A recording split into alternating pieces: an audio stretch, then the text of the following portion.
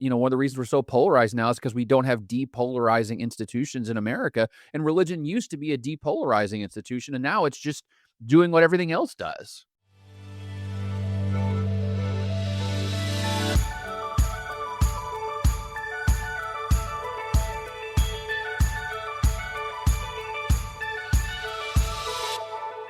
Hello, and welcome to the Shifting Culture podcast, in which we have conversations about the culture we create and the impact we can make. We long to see the body of Christ look like Jesus. I'm your host, Joshua Johnson. We're living in a moment in America marked by polarization, cynicism, and a deep hunger for belonging. Those forces haven't stayed outside the church. They've shaped it, fractured it, and in many cases, hollowed it out. In this episode, I sit down with Ryan Burge, a social scientist who studies religion in America and uses data, charts, and long-term trends to help us see what's actually happening beneath all of the assumptions and the noise. He's also the author of a new book called The Vanishing Church. We talk about the decline of the moderate church, the way political and cultural tribalism has reshaped Christian life, and what we lose when the church stops being a place where people learn how to live together across difference. This is a clear-eyed conversation about faith and culture and whether the church can recover its role as a forming, reconciling presence in American life. So join us. Here is my conversation with Ryan Burge. Ryan, welcome to Shifting Culture. Excited to have you on. Thanks for joining me. Thanks so much for having me. Excited to talk about your book, The Vanishing Church. What is happening to the moderate church in America? Why we're here? I would love for you just to start with your story of leading a congregation in Illinois, just as a microcosm of what is happening broadly in America.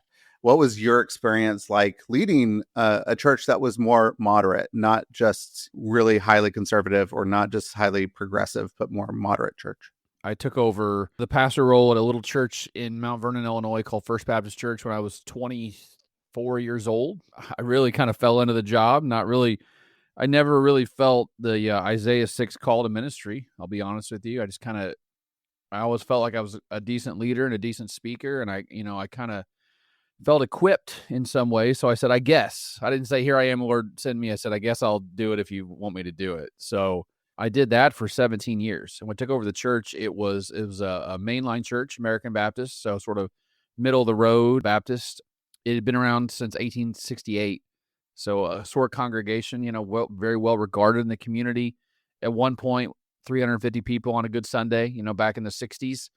And when I took over in 2006, we had 50. And then it went to 30, and then it went to, 10 or 12. There were actually some Sundays near the end where there were less than that. There were 8. So my congregation was the kind of typified the main line, kind of white, upper middle class, fairly well educated, politically all over the board, left, right, and center. And, it sort of aggregated up to moderate. We were not a political church in any way, shape, or form. We had an American flag on the stage, but that's about as far as political as, as we were. And then my church in July of 2024 closed because, like we just talked about, there just wasn't enough money and there wasn't enough people to sort of justify all the stuff that went into running a church. What does that look like then as the religious landscape more broadly in America? How does that represent what is really happening right now? Oh, I think my church we're not exceptional, but we are in the way that this is exactly what's happening to the future of American religion. One thing that it's a double-edged sword is when my church closed, it got a lot of media coverage. Associated Press covered it, Religion News Service covered it. Then I wrote an op-ed for the Deseret News about what it felt like to close a church building. And the thing is, churches like mine close every single Sunday in America. Maybe 10, 12, maybe 30 or 40, but it's happening in a way where most people are not perceiving it. Like it's not actually, it doesn't feel like at a macro level like this is happening, but eventually it's going to add up. 20 churches closing every Sunday adds up to a whole lot of churches over a decade. And there's lots and lots of churches like mine that close their doors and there's no media report about it. And so I think, part of what I wanted to do with that was to say, hey, listen, guys, like, how does a frog boil? The answer is very slowly. And, the frog is boiling right now for a lot of churches like this. And a lot of people are going, man, like life doesn't seem as good now as it did 20 years ago. Why is that? Why are we more lonely? Why does things seem more difficult? And I think one reason is because, the local church that used to do after school tutoring and used to do, Christmas giveaways and backpack drives and all those things, like those don't exist anymore. And people are living lives of more desperation now because of that. Do you see the church itself, like broadly? I mean, you're looking at three probably large swaths of American Christianity: evangelicalism, mainline Protestants, and Catholics. Mm-hmm. Do you see the church represented just like the culture is, that are more polarized and opposite and moving into tribal camps? Is that happening in all three of those wide swaths of American Christianity? So for evangelicalism, I think we all know the story there. I mean, conservative and growing increasingly conservative. This idea of like the Southern Baptist Convention's gone woke is just absolute empirical nonsense. Let me be clear about that. I mean, if anything, the Southern Baptist Convention is more conservative today than it's been at any point in the last 50 years, ideologically, politically, socially, theologically. So evangelicalism obviously is incredibly conservative. It's always been to the right, by the way. Like, I think it's an important point to make is like, it used to be 65-35, now it's 80-20. So like it's very conservative and going that way. The Catholic Church, I think, actually might be one of the biggest stories from the book is, people always think the Catholic Church is fairly, politically diverse. And the reality is that, in 2008, it was 55, white Catholic vote was 55-45 for McCain. And in 2024, it was 65-35 for Trump. So like it's even moving to the right. And there's some really good data in the book about the priests in the Catholic Church, especially younger priests in the Catholic Church, are incredibly conservative, like overwhelmingly conservative. So that institution's definitely moving to the right. Even even Hispanic Catholics are moving to the right. We saw that in the 2024 election. So the main line has resisted that. And I actually think that's the story of their failure in many ways is they've, the perception out there is the main line's like super liberal and rainbow flags and all that stuff. But the data says that's not true. That actually the average 60% of United Methodists voted for Trump in 2024, and like the ELCA and the PCUSA are split politically, 52-48. So, the idea that they're like a super liberal counterbalance to evangelicalism is false for two reasons. One, they're not liberal, and two, they're not big. The main line is now 8% of America when it was 30% of America in 1972. They're declining because they haven't picked a side, because they've resisted this idea of being left and right. And I think this is one of those things, like, people don't realize that the death of the main line is actually bad for democracy, I think, in a lot of ways. And I think that's one of the central theses of the book is that, one of the reasons we're so polarized now is because we don't have depolarizing institutions in America. And religion used to be a depolarizing institution, and now it's just doing what everything else does. I mean, anecdotally, we see that like within our church here in Kansas City, we saw, especially 2020 and in the next few years, because we weren't like saying, hey, we're highly conservative or we're highly progressive. We're trying to be moderate in the middle of that, say, preach Jesus, kingdom of God, and not be too political there. People got angry. They're mad. They're like, you have to take a side. You have to be, tribal in your thinking. And they're like, I'm going to go find another church. I'm going to find somewhere where I can find my tribe. Why do you think that just this is happening right now, where we're looking for our tribes more than we're open and tolerant to having people with different viewpoints? Yeah, so this is a human, I think a basal human emotion, right? Is to surround yourself with people who agree with you, think like you, vote like you, live like you. It's just easier to live lives of congruence, right? Where, there's this concept called being cross-pressured in political science. It's where like you're a member of the NRA, but you're also a member of a union. So like you don't know like what you are politically. So you got to like sort yourself out, right? I think that's what's happening. Religion's a voluntary organization. Like, let's be clear about that. No one's making you, unless you're a kid, no one's making you go to church, So you get to pick what church you go to, or if you go at all, or what kind of church you go to. And, there's data back from the 1990s that looked at Catholics in South Bend, Indiana, and they found that pro-life Catholics went to pro-life parishes in South Bend, and pro-choice went to pro-choice parishes because, so this is nothing new. It's just, I feel like it's accelerated like 100-fold in the last 30 years or so. And churches, I think in some ways are catering to that. They're saying like, they're being very clear about where we are politically and what we believe politically. And I think people are sorting themselves out because they honestly don't want to be challenged. They don't want to hear the other side of the argument. And I think this is the hard part about American life is it's never been so easy to be told, that you're right over and over again as it is right now. And I think that's the easy way for churches to go. that's not the right way for churches to go. I think church has always been a place where we challenge you. Challenge your theology, challenge your politics, challenge what you believe and why you believe it, challenge why you're living the life you're living. And I think people don't want to be challenged. They want to be patted on the head and told why they're right. And let's be clear about this. The political fights that we're having right now in America are temporal. They're not going to exist in 5 years. Like it's so funny to look back at like what people were tweeting about 3 years ago, like it was the biggest thing in the world, and no one talks about it now. Like the fights that we're having right now are at best a 2 or 3 year window of fighting, and then it's going to be something else 2 or 3 years down the line. Like, why sell yourself out for a political position today that won't even be remembered in 5 years? But that's what a lot of churches are doing right now, unfortunately. I don't know if it's about the positions anymore, right? It's about the tribe. And so it's about my side and your side. And we want to say that there are enemies. This is the crazy thing about Jesus, is talk about loving our enemies and actually being with people that we disagree with, that we want to actually forgive and reconcile and be with one another. He's just a hard teacher if we actually want to follow what he is teaching about and telling us to do. Why do you think it's like issues come and go, but is it really just a side thing now? And is that new? Is that something where we have been, it's more about sides and less about issues? Or has it always been that way? It's just accelerating, like you said.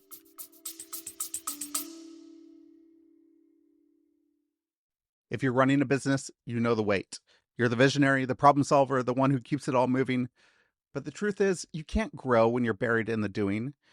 What if you could multiply your results by finally handing off the work that's holding you back? That's what Sidekick makes possible. They match business owners with world-class virtual assistants, real humans, not AI, skilled professionals who bring focus, follow-through, and freedom to your business for 60 to 70% less than hiring locally. So stop carrying it all alone. Head to getyoursidekick.com/shiftingculture and book a call to see how Sidekick can help you scale your business, reclaim your time, and finally breathe again.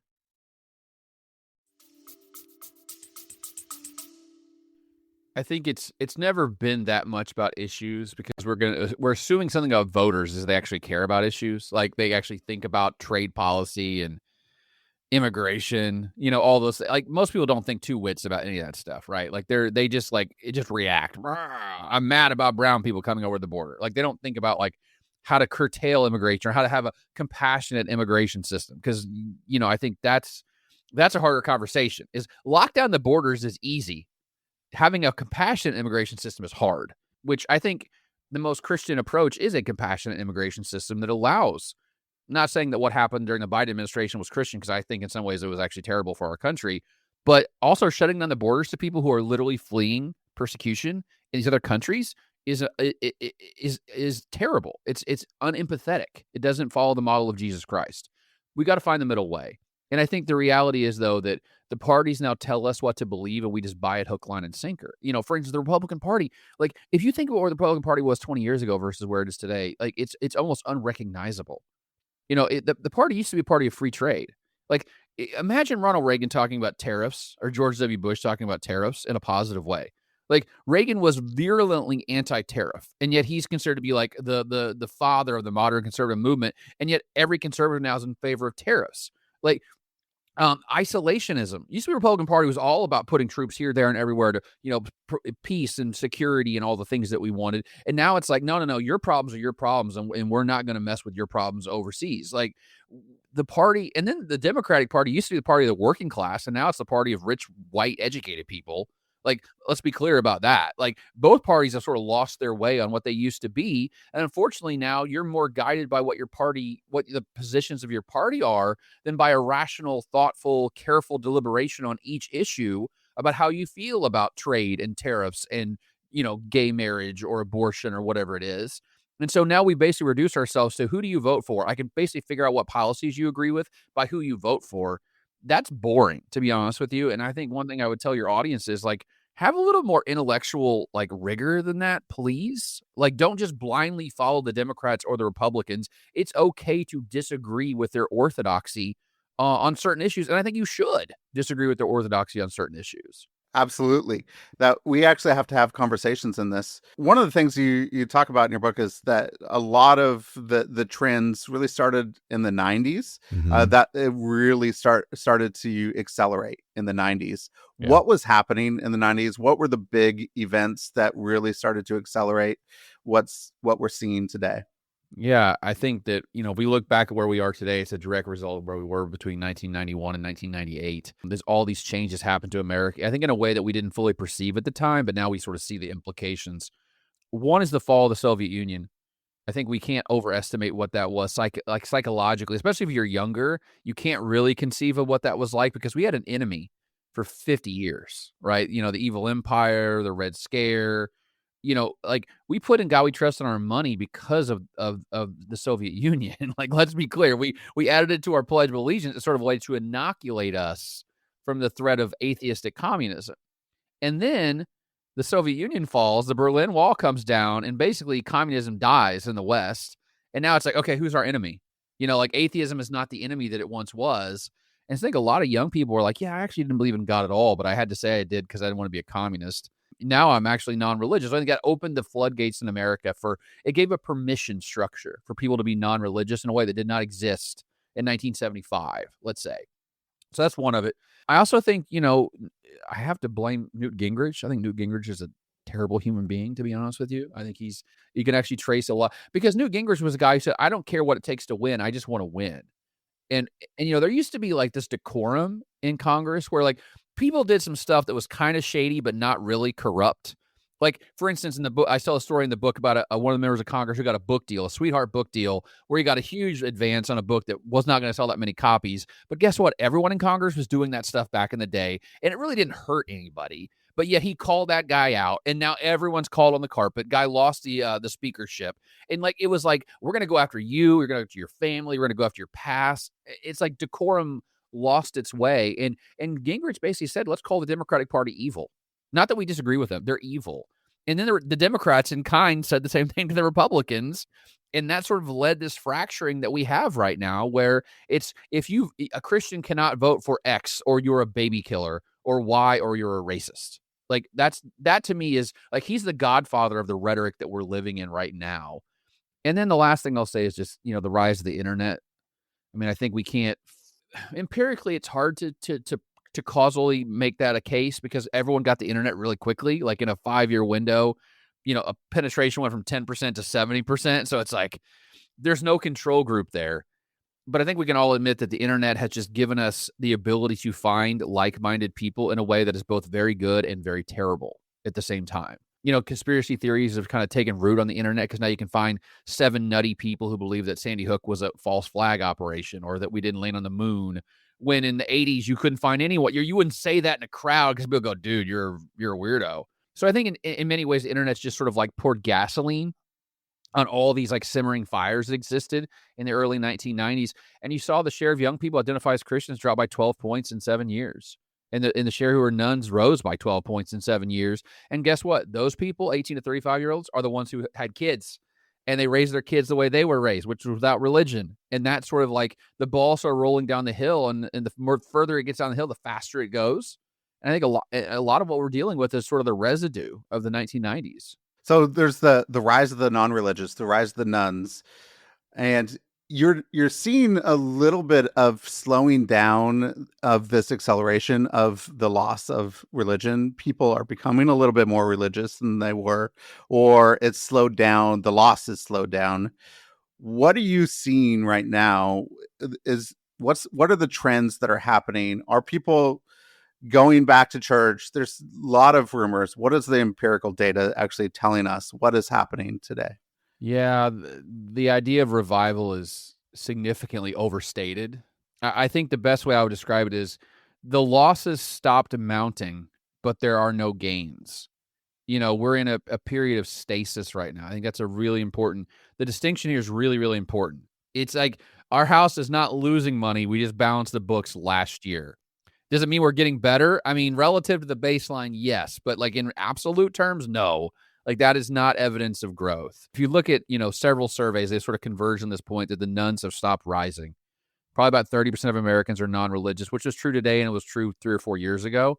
this idea that like there was a Charlie Kirk effect, that like a lot of people started coming back to church in the last 6 months sounds fun on Twitter, but there's just no empirical evidence that backs that up, because we all live in bubbles, right? Like, to go back to what we talked about at the very beginning, like, my church is the modal church in America. There's a whole lot of churches in America that look like literally 50, 100,000 churches that look just like mine.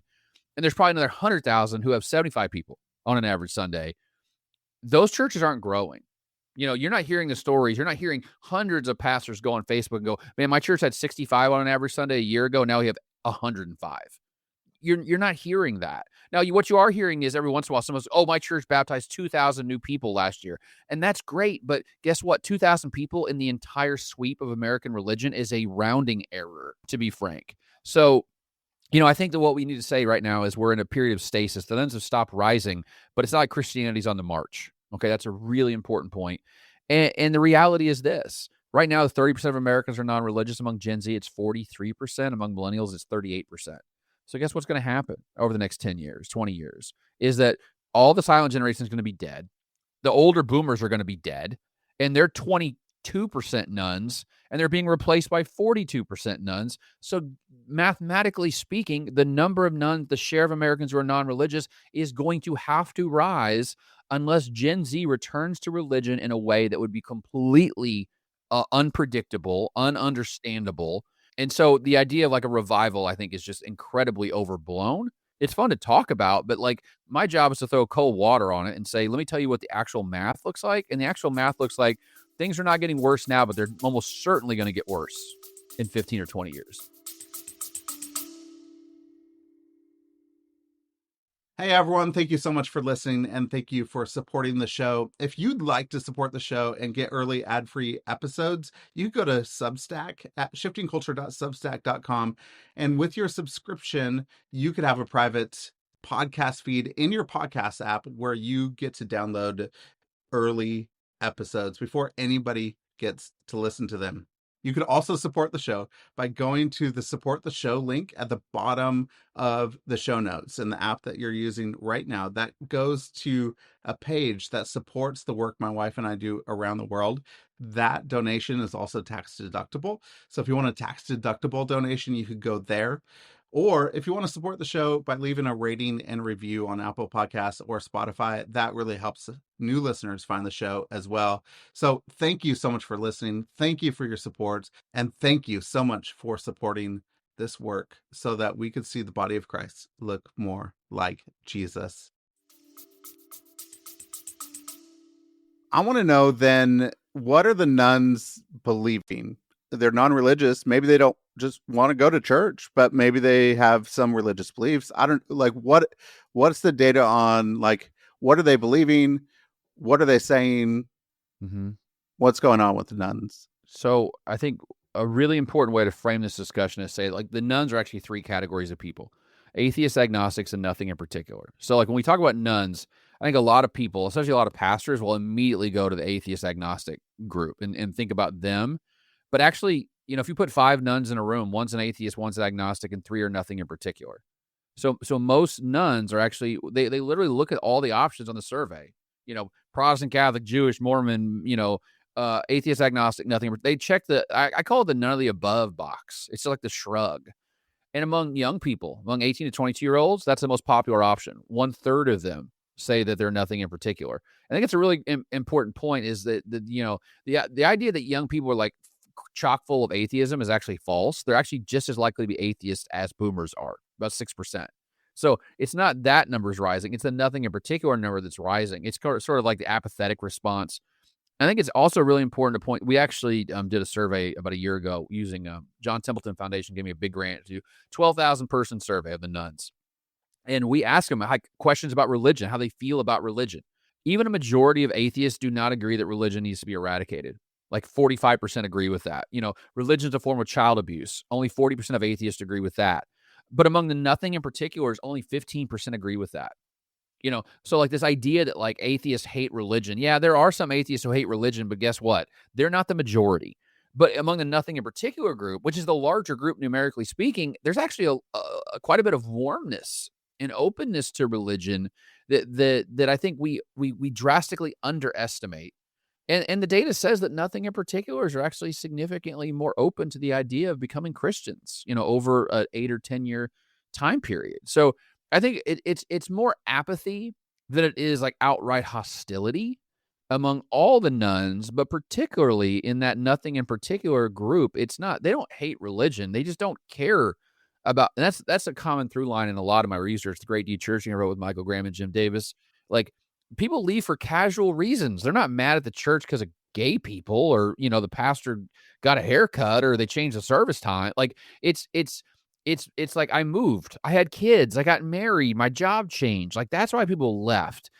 It's not because they had this big blow up over theology or politics. Do you think the pervasiveness of queer theory type of thinking now that is prevalent, which is basically just non-binary thinking, right? Yeah. Is like, I'm not going to say I'm going to be, like, if you're talking about gender, I'm not going to say I'm going to be straight. I'm just going to be open, just because I don't want to have any binaries in me, right? Mm-hmm. So there's just a different type of thinking where I just want to be open to things. I'm not going to check a box because a box puts me into a category.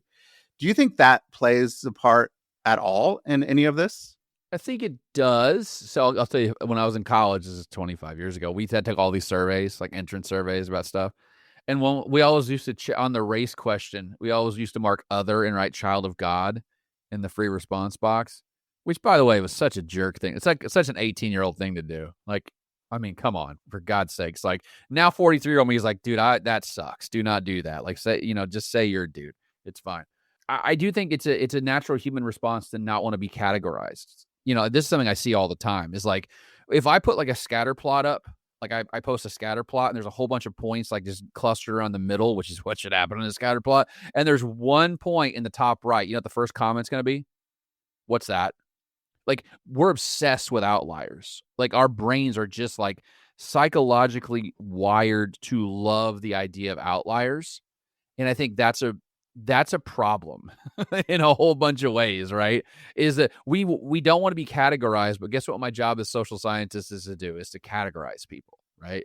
And so, in that Templeton project I was telling you about, we looked at the nuns and we tried to create a new categorization of the nuns. And actually, one of the huge 30% of nuns we call NINOs, nuns in name only, because they actually are fairly religious, like on things like prayer frequency and church attendance and like belief in God. Like, over half of them say they believe in God without any doubts. So it's like they don't want to be labeled as Christian, but they really are functionally Christians in many ways. And so that's true. The share of Americans who are nuns is actually not 30%. It's probably 23%, because that group sort of miscategorized like that. So yeah, I do think that's always a problem. And also the bigger problem is Americans don't know what the word Protestant means, for goodness sakes. Like, we ask what your present religion is, if any, and it says Protestant, Catholic, LDS, Orthodox, da, da, da. People don't know, like young people especially, have never heard the word Protestant. They've been going to a non-denominational church for their entire lives. They don't know that's they think it's a Christian church, not a Protestant church. So I do think there's some measurement error, issues going on there that I think we need to get better at to kind of reflect how the culture's changed over the last 20, 30 years. As we've been pushed, polarized to the right, to the left, conservative, progressive, since you just talked about saying, I want to know what the outliers are. Mm-hmm. Are we seeing like us focus way too much on the outliers on either side? Are the vast majority of Americans moderate and more tolerant with people? Like, what are you seeing as like, hey, that's scattershot data right there? Is it mostly right there in the middle? Yeah. There's actually, I think my favorite chapter in the entire book is, are we as polarized as we think we are? And the answer is we're not. It's just we're being... And this is, I mean, I'm going to do what everyone else does. Social media has destroyed our ability to understand what normal is. Because you see nutbags on social media, on the left and the right, basically say nonsensical things for engagement. And I, there's a term I use called conflict entrepreneurs, that they literally are being paid to generate conflict, to say incendiary things. For instance, I'll give you a good example. The share of Americans who believe that abortion is murder and women should be jailed for seeking an abortion is about 6% of America. And yet you go online and it feels like everyone believes that. Even among evangelicals, it's only about 20% of them agree with both those statements. But like you go online and you see the abolitionist movement is like all over social media. You want to make abortion completely illegal and jail someone. If they drove you to the abortion clinic, you should go to prison. Like that is a fringe position. Like let's call it what it is. But on the left, there's also fringe positions that we should not, restrict abortion at all up to the moment of birth. Like they won't give you a date, and the government should pay for it. Like that's a fringe position too. And I think unfortunately, people don't live in data like I do all day. So when I see a position like that on social media, I'm like, yeah, that's a fringe position and I can quickly disregard it. But guess what? A lot of people don't know the context, don't see the macro level. And so I think that problem is, guess what? Engagement, that's what social media is all about. And crazy people get engagement. It's nut picking. And so the reality is the average American is actually incredibly sensible, incredibly moderate. They seek compromise. They seek to find common ground. On abortion, the idea of like what Bill Clinton said, safe, legal, and rare is actually where the median American is on abortion. On topics like immigration, we just talked about it. I think that we all can agree with the Biden administration's wrong, but also the Trump administration's wrong by clamping down completely on the idea of immigration. So like I think most people are willing to have a nuanced conversation about this and actually would prefer policy that finds the middle ground. And yet you can't win a primary in America on the left nor right by having a nuanced, center right or center left position on these issues. You got to win by going to the far left and the far right. It's killing us. It's killing our ability to govern ourselves as a democracy. And what's even more toxic is making us hate our neighbors because we've created caricatures of them in our minds, which is the worst version of the other side. And then we hate that version of it, which is truly unfortunate. And I think is actually incredibly unchristian. Do you have any sense, any hope? Do you think that this moderate church in America, that it should be really representative of a lot of people in America? And that's probably where they would actually feel comfortable to be in a space like that and feel uncomfortable at the same time because they're going to be talked to in different ways. But is there any hope for that to come back? Any sort of religious life that brings people back together? Can we move this polarized country that we have, and both religiously, politically, back together? Is there any hope? I think it's going to take people being intentional about their decision making and their behavior in a way that I want to believe people can be, but I'm not sure they are. I think a lot of what I do is just like hold a mirror up to people and say, here's why you're behaving in the way you're behaving, and here's why it's probably bad. Like, let me help you course correct on this and at least be intentional about why like, if you're not going to church, I want you to think about why you're not going. And if it's because you're lazy, then you should go, And I think in the last part of the book, I make this statement, the perfect's the enemy of the good. Like, don't try to find a perfect church. Try to find a good church. And by a good church, what I mean is you've got people on the left, right, and center all sitting side by side in the pew on Sunday morning.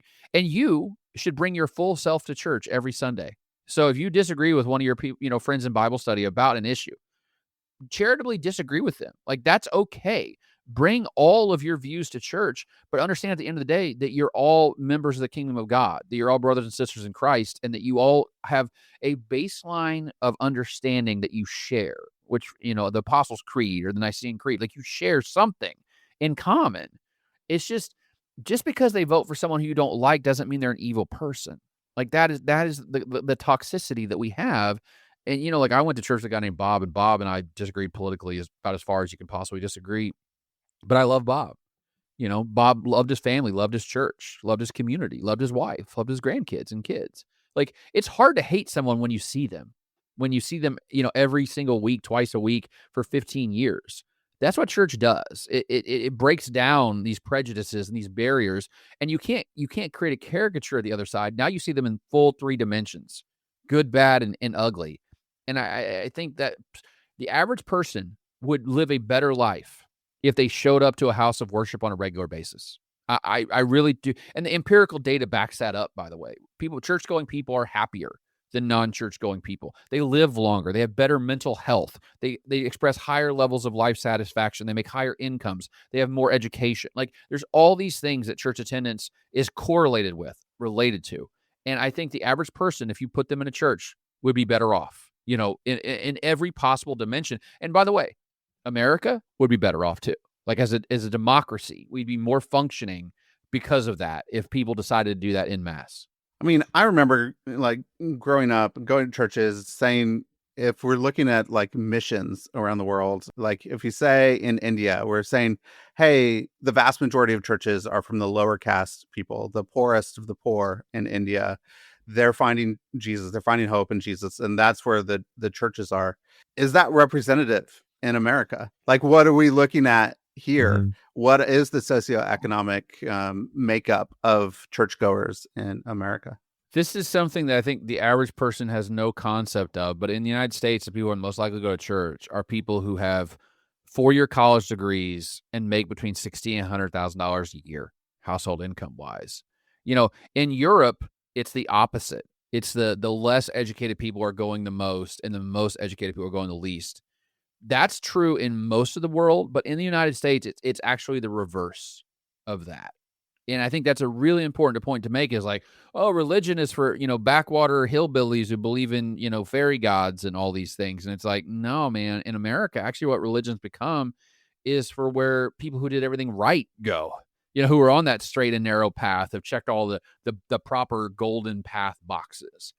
And I think in some ways that's also why I don't get invited to speak anywhere else about religion, because I don't understand religion anywhere else but America. We're a bunch of weirdos in America when it comes to religion. It's different here. It really is different here in America than the rest of the world.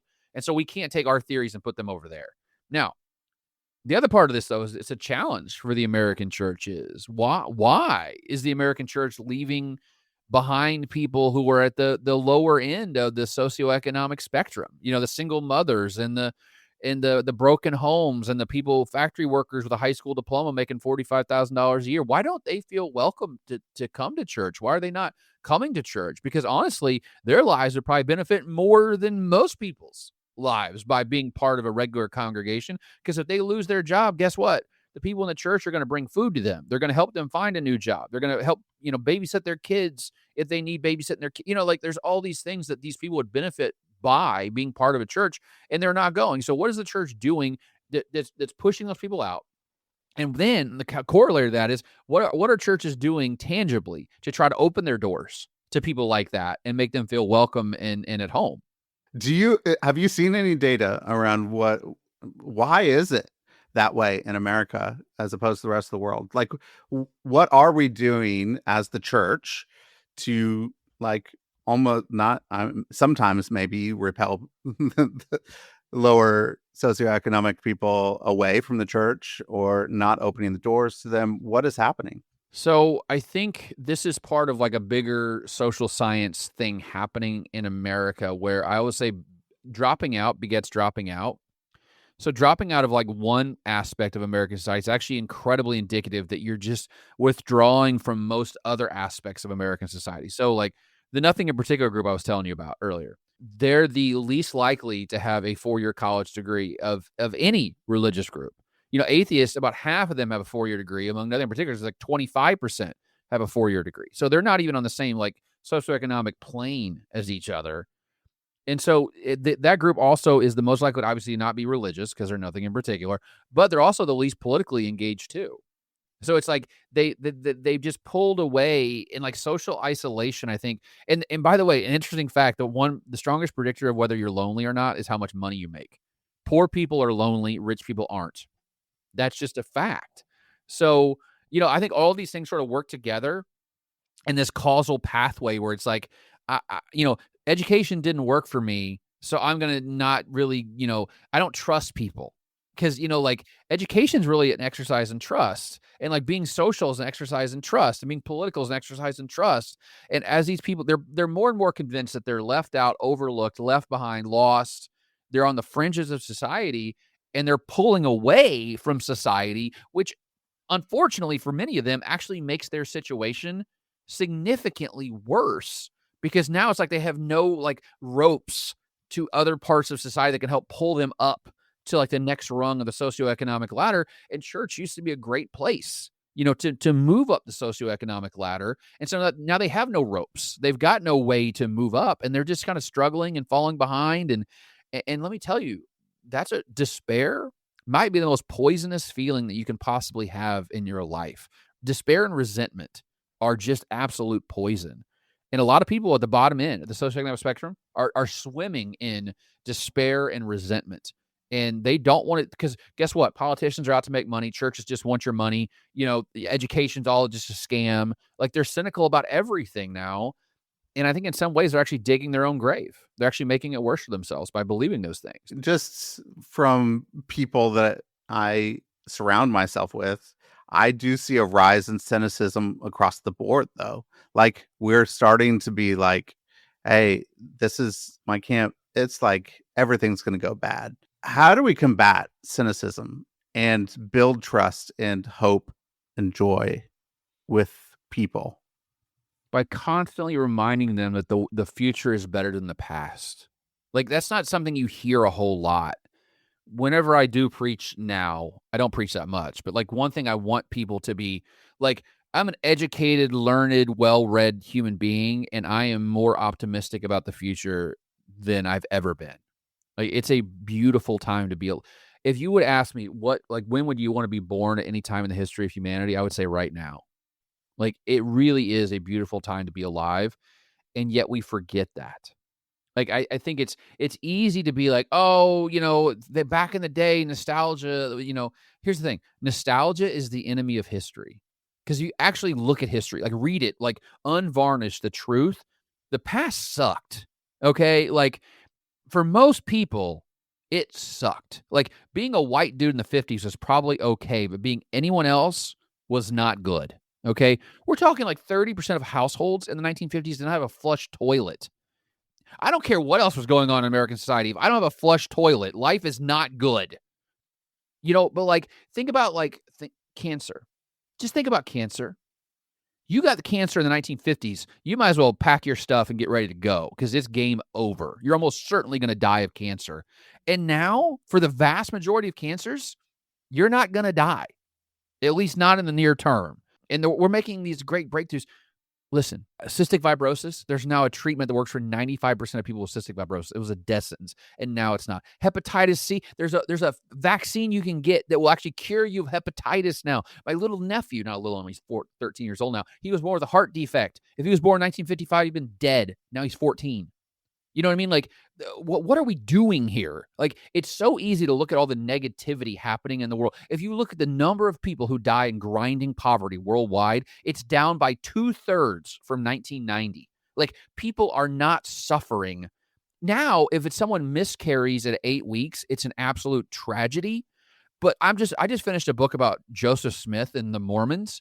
Like, there were people who had 5 children who all died before their first birthday in that community. Like, you are not suffering an iota of what people suffered 100 years ago. And I think that the reality is we need to be constantly reminded of how amazing the world is. Louis C.K., Louis C.K., the comedian, problematic in some ways, but he actually had this really great bit where he said, this is like 15 years ago. I got on an airplane. We all sat down in our seats, and they said, we're trying out Wi-Fi for the first time. And this is one of those experimental planes. So, when we get in the air, we'll tell you, turn your laptops on, you can connect to the Wi-Fi. Everyone connects to the Wi-Fi, and everyone's just cruising around, looking at their emails, whatever. And then about halfway through the flight, the Wi-Fi goes out, and everyone just goes crazy. Oh, what is this? And he's like, you're mad about something you didn't know existed 2 hours ago. Like, and his line is like, you're in a chair in the sky flying through the air at 500 miles an hour, and you're almost certainly going to land safely, and this happens thousands of times a day, and everything's amazing, and no one's happy. Like, pastors need to tell people that. Remind people constantly that gratitude is a posture that has to be practiced over and over again. And unfortunately, pessimism is easier to transmit than optimism. And man, I am wildly optimistic about the future. Despite all the things that we talked about today, the future will be better than the past. I have to believe that to be true. So I know, like, politically and religiously, we are in an attention economy. We shout pessimistic things the loudest. We're going to get the most attention. This is what we're hearing. This is like why I'm depressed. This is why I'm lonely, that I'm feeding that into my soul. Mm-hmm. in this weird attention economy that we're all shouting together, is there a message that can either drown it out, or is there a way that we could turn the volume down on this so that we can actually live in a way where we're not like thrown about every which way? It's just a really hard place to be in this weird world of, and it is the internet, social Uh-huh. media. Uh-huh. I get it all the time at me. I think people need to self-assess in a really serious way. Like, what it's easy to do the easy thing. It's hard to change what you are and who you are and what you're consuming and what you believe. And I think all of us would do well just to be more thoughtful about how we go about our lives. Right? There's this old phrase that many people live lives of quiet desperation. You don't have to. You know what I mean? Like, why are you desperate? Like, why are you lonely? If your life is trending in a bad direction, why is that? And what can you do right now to tangibly turn it the other direction? Like, it's simple. Something so simple is like, just try to do something. Like, the thing that frustrates me the most in this world is people who go, I'm miserable, I'm lonely, I'm poor, I'm depressed. I go, well, what are you trying to do to make that better? Well, I don't know. I don't know what to do. And I'm like, then do something. Like, literally anything. I have a buddy who's struggled with mental health his entire life, and he goes, Ryan, I'm in my 40s now. I've struggled with depression my entire life, and I've come to a really pressing reality, and that's this: if I want to beat my depression, I have to leave my house as much as I can, even if I really don't want to. Like, just one simple, stupid thing, like leaving your house. Like, I know people are like, I'm depressed, I don't like to be around people. I go, no. The data says you need to go be around people. Like, go to a bingo night, go to a church, go to a basketball game in your local high school, go to a music performance, go do something like that tries to dig you out of your own malaise. And I think pastors, I think the part of our role is to tell people two things. One, you're doing great, but two, you could be doing a whole lot better. You know what I mean? Like, you got to constantly like pat them on the head and kick them in the butt every single Sunday of like, yes, I'm proud of you and God's proud of you and you're saved by grace and grace alone so that no man may boast. But God is calling you to something better than what you've got right now. And living a life of quiet desperation is not what God called you to be. And I think that's true for believers and non-believers, you know? And I think everyone they need to come to Jesus moment in a secular and a Christian way of like, what in the heck are you doing right now? Who are you? Are you proud of who you are? Are you proud of what you're doing? And if you're not, then why not? And how can you get to a place where you are proud when you lay your head at night on the pillow? Like, that is what would get us in a better place, I think, because it's just, we're all on cruise control. We're all just sort of like gliding through life and not realizing what we're doing and why we're doing it. And I think we all need to be called on the carpet sometimes. We all need to be told that we need to do better. And that's not easy. Change is hard, It is. but that's what we're It called is. to do, hard things. Yeah. I mean that there's so much change, turning, repenting, renewing your minds, getting into a new mindset. Like, that's really what it looks like in the New Testament. Jesus is saying it's actually repent means to turn, to change your Yeah. mind, to move a different direction. We need to do that. As you're looking at the data there, have you seen any churches in America or any communities that are doing some of this, bringing about people from the left and the right, coming in, bringing people into a community so that they can actually interact with one another? Is there something that is actually happening, that people are seeing progress to bring our country, people together in the religious space? So these non-denoms are interesting. And I think they're interesting because there's a growing number of mega churches, non-denominational mega churches, and there's actually a formula for why they grow, by the way. Like, they're in certain areas of the country. They actually are in politically diverse parts of the country, like suburbs of Dallas, Charlotte, Phoenix, Birmingham, places like that, where the population is diverse politically. You have good racial diversity there. You've got good, economic diversity there. But the reality is that those churches are not leaning into politics in any meaningful way. And the politics instead is coming from the bottom up, not the top down. And listen, I'll be the first to tell pastors, don't get up there and start yelling about politics from the pulpit, but understand that like your church plays a very vital role in like you're teaching people how to discuss issues with each other. And if all they do is come for your sermon and then, to sing a few songs and then leave, you're not being successful. Like, so I think those churches are successful at the superficial level, but like from like a societal change, a political change in the country, I don't think they're being that successful because they're not going to that next layer of like, okay, let's build deep relationships and deep ties with diverse people. So I think that's something that like every church needs to be more intentional about, is like, let's have the hard conversations here. And guess what? Having hard conversations doesn't mean churches are going to grow. It actually might make they're less likely to grow because it's not just the same old like, like sugary cereal, right? It's like actual substance. And so I don't see any church really doing. I think, unfortunately, what's happened is the main line in response to their decline has said, let's lean hard into left-wing politics, which is a huge mistake. I think that's the solution to the magnified republicanism of white evangelicalism is not to become rainbow flag wearing, Planned Parenthood, left-wing people like this.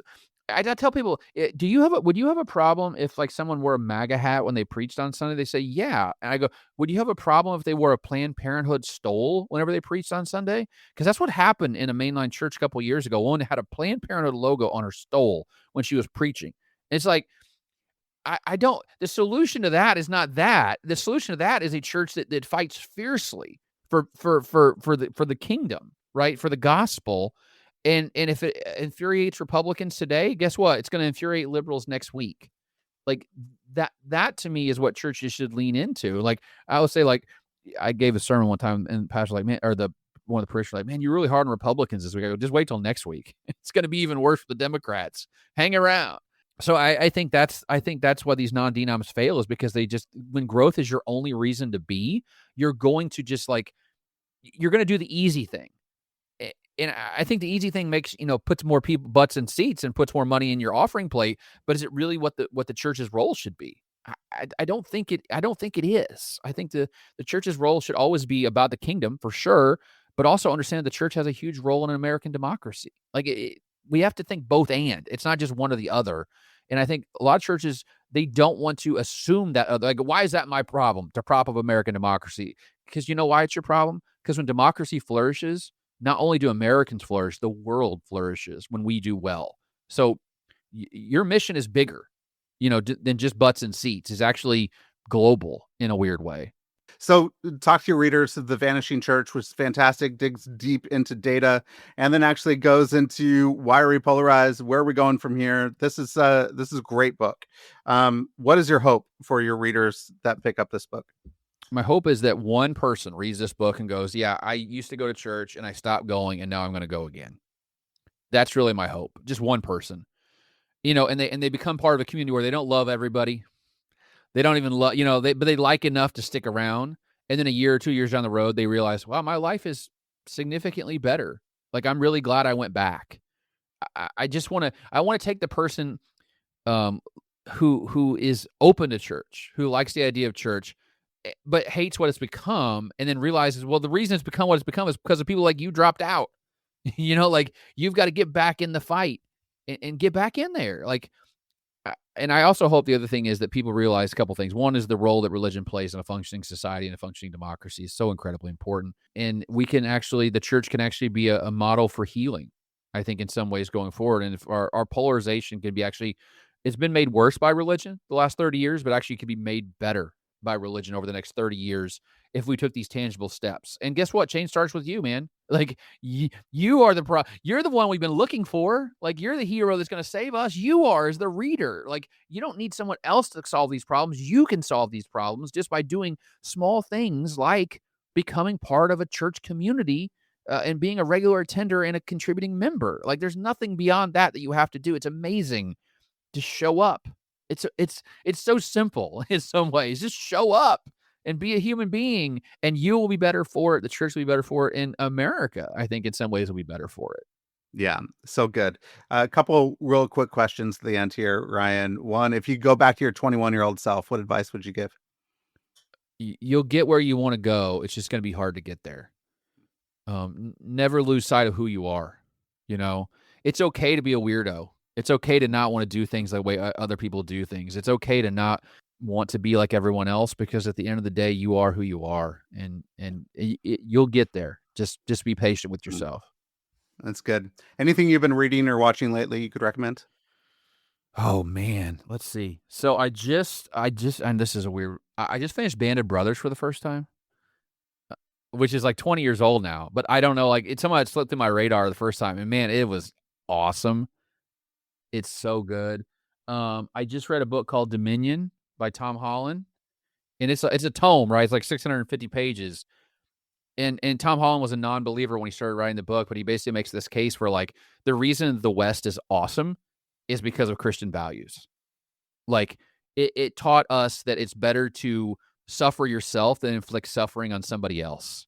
Like just basic principles of like, it's better to give than to receive is a Christian value that the West did not have before Christendom took over. And a lot of all the benefits that we have come from a Christian influence. And I love the book because it's written not from a Christian perspective. It's written from just like a historical perspective. And I love books like that try to make an argument for why religion is good from a non-religious person. I think those arguments carry a lot of weight. So that's Dominion. It's, if you got time, it's a haul, but if you can invest some time, and I think you'll come out on the other side with a much more grand vision of the value of religion in the West. Yeah, great recommendations. The Vanishing Church will be available January anywhere books are sold. You can pre-order now if you are hearing this before the release date. Ryan, how can people connect with you? Where can they find your work? Where can they find the hundreds of graphs that you put up? So I have a Substack like everybody else on planet Earth, it feels like, but graphsaboutreligion.com. Like charts and graphs. Graphsaboutreligion.com is where my Substack is. Mondays and Thursdays. There's a free post every Monday, some paid stuff on Thursday. At Ryan Burge on Twitter.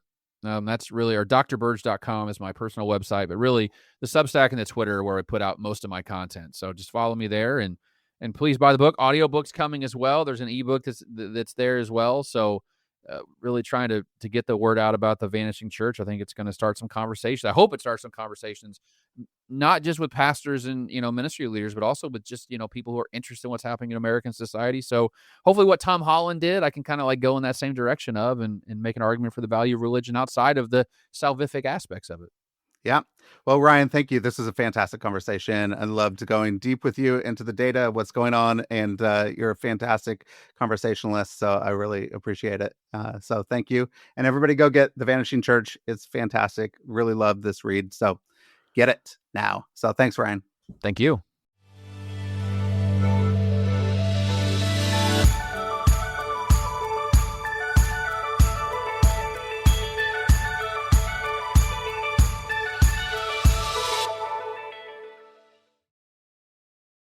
Thanks for listening to this episode of Shifting Culture. This show was edited and produced by me, Joshua Johnson, at Shifting Culture Productions. If you're enjoying the conversations, consider supporting the work by subscribing at shiftingculture.substack.com. For as little as $5 a month, you'll get ad-free early access episodes and other exclusive content delivered straight to your inbox. I'd love for you to not just listen, but engage. Reach out. Share what's resonating, and let's keep shaping culture together. Whether you're a listener with feedback, a creative with an idea, or a brand looking to connect with a thoughtful, engaged audience, let's talk. If you're interested in advertising on the show, I'd love to hear from you. Contact me directly for rates and availability. Until next time, let's keep shifting culture.